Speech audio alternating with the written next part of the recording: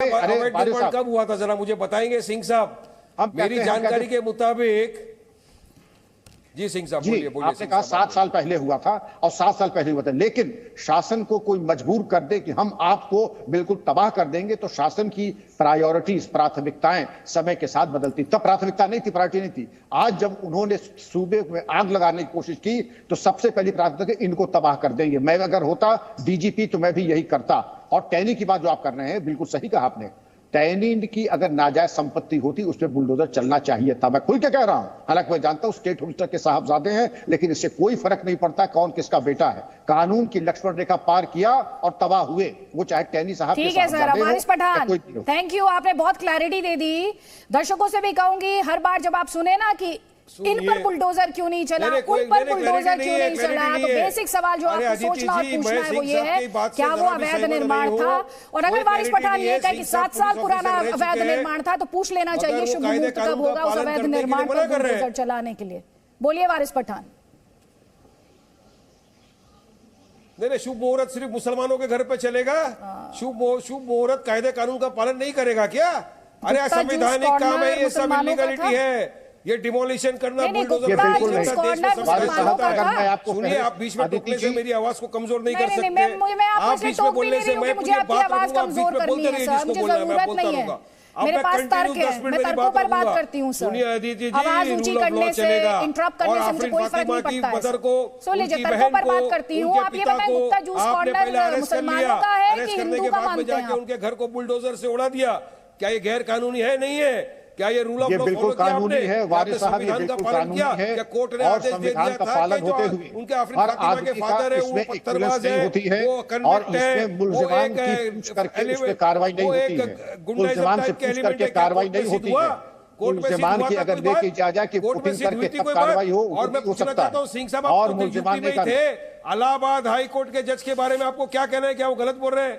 क्या वो गलत बोल रहे हैं? जो रिटायर हो चुके हैं चीफ जस्टिस बन के, क्या वो गलत बोल रहे हैं? सवाल पूछेंगे, खुद ही जवाब ले लेंगे वारिस पठान।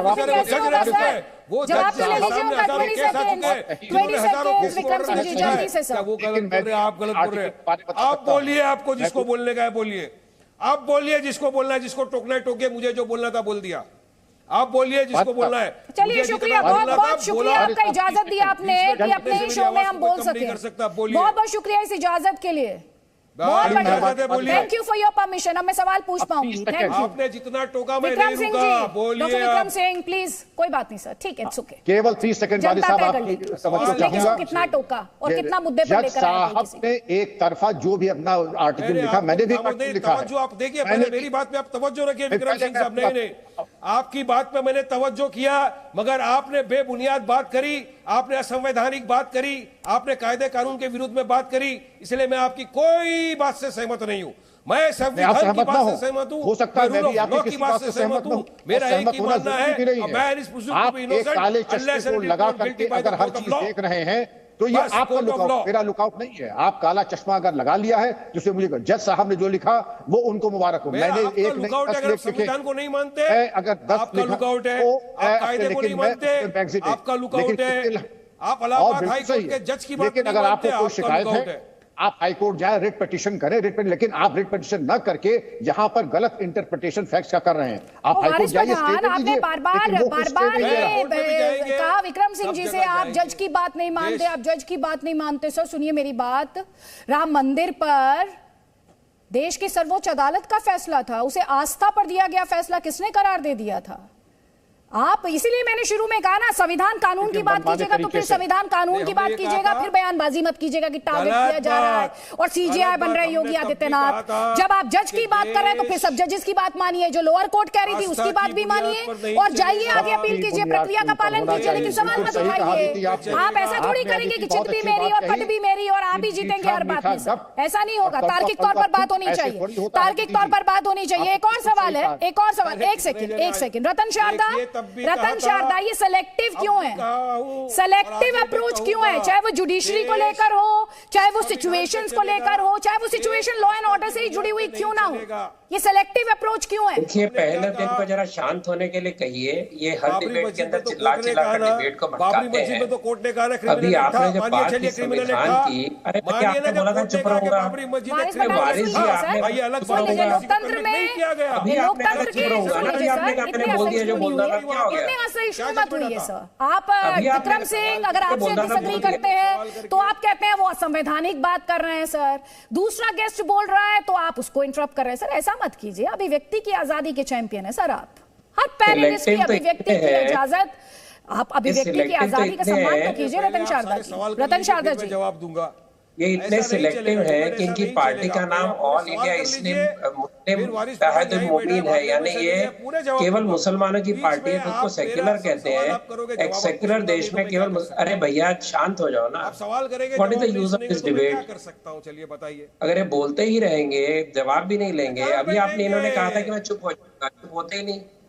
मैंने कहा जिस पार्टी का नाम ही इत्तेहाद मुसलमीन है, जो कल मुसलमानों के लिए काम करती है, सेकुलरिज्म की बात करती है। मुझे ये बताना, वारिस बहुत बोल लिया आपने, मुझे ये बताइए, आप संविधान की इतनी दुहाई देते हैं।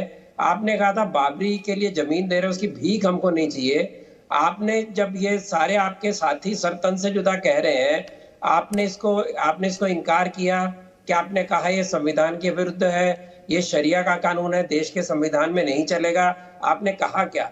आपके साथी ने कहा क्या कि जान लेना क्योंकि किसी की तौहीन हो गया, इसको लगता है, उस सरतन से जुदा के नारे को, उस नूपुर शर्मा के लटकते हुए एफिजी को, उस पुतले को आपने क्रिटिसाइज किया, आपने उसको दुत्कारा, आपने कहा उस लोगों को जो लोग ऐसी बातें कर रहे हैं उनको आपने मना किया? आपने नहीं किया, क्योंकि आप मुझे बताइए ना, आपको सरतन से जुदा का जो नारा लगा के सारे देश में दंगे चल रहे हैं, उसकी आपको हाँ है कि ना है, इतना बता दीजिए। बहुत बोले आप, ये बताइए। अभी इधर उधर मत देखिए, आप बताइए। सरतन से जो आपको इनकार है, आप संविधान को मानते हैं, उसका पुतला लटक रहा था, उसको आपने क्रिटिसाइज किया, बताइए मुझे। चुप्पी हो गई ना, क्योंकि इनका मन क्या में है, इनका मन संविधान में नहीं है। संविधान लोगों के लिए है, संविधान इनका नहीं है। ये रिटायर्ड जज अभी देखा बोल पड़े वापिस, जो उत्तर मांगा उसका जवाब आपने नहीं दिया, जो बोल रहा उसको आप बोलने नहीं देंगे। ये आपका सेक्युलरिज्म है। जिसका जवाब मांगा उसका उत्तर नहीं है, क्योंकि आप दे ही नहीं सकते। आपके लिए शरिया कॉन्स्टिट्यूशन से ऊपर है, केवल भाषण देने के लिए पिलाते हैं, यहाँ पर बातें करते हैं। आपने कहा कोर्ट के रिटायर्ड जज की बात, आपने उसकी बात की नहीं, उनको कोर्ट आपको नहीं चलेगा, रिटायर्ड जज की बात चलेगी आपको। ठीक सर, सुन लीजिए। और आपने इतने सब जगह दंगे, आप बोले कुछ, यानी एक बात के ऊपर संविधान का दायरा है, उसके बावजूद आप दंगे करेंगे, आप किसी की मनाही नहीं करेंगे, किसी को क्रिटिसाइज नहीं करेंगे, रोकेंगे नहीं। बुलडोजर एक्शन के खिलाफ सुप्रीम कोर्ट में याचिका दायर की गई है। जमीयत उलेमाए हिंद ने ये याचिका लगाई है। जमीयत उलेमाए हिंद ने यूपी में जो बुलडोजर एक्शन देखने को मिला है, बुलडोजर की कार्रवाई देखने को मिली है, उसके खिलाफ सुप्रीम कोर्ट का दरवाजा खटखटाया गया है। तो लगातार इस बात पर बहस हुई है कि बुलडोजर वाला एक्शन जो है क्या वो सही है। अभी आप सुन रहे थे वारिस पठान लगातार इस पर सवाल उठा रहे हैं। जमीयत उलेमाए हिंद पहुंची है सुप्रीम कोर्ट में, यूपी सरकार को इस निर्देश देने की इस मांग के साथ पहुंची है कि बिना कानूनी प्रक्रिया का पालन किए आगे कोई भी विध्वंस की कार्रवाई ना की जाए, और कार्रवाई के लिए जो भी अधिकारी जिम्मेदार हैं उनके खिलाफ एक्शन की मांग भी इस याचिका में की गई है। तो आपको एक बार फिर से बता देते हैं, बुलडोजर कार्रवाई के खिलाफ उत्तर प्रदेश में मामला पहुंचा है सुप्रीम कोर्ट। एक पिटीशन फाइल की गई है, जमीयत उलेमाए हिंद द्वारा ये पिटीशन फाइल की गई है। इसमें जो मांग रखी गई है वो आपको बता देते हैं। इसमें मांग रखी गई है कि यूपी सरकार को निर्देश दिया जाए कि वो बिना कानूनी प्रक्रिया का पालन किए आगे कोई भी विध्वंस की कार्रवाई ना करे, बुलडोजर एक्शन ना देखने को मिले, उस पर फौरन विराम लगाया जाए, और जो भी अधिकारी इसके लिए जिम्मेदार हैं उन पर एक्शन की मांग इस याचिका में की गई है। Presenting B News app, available on Google Play and App Store. Download it now.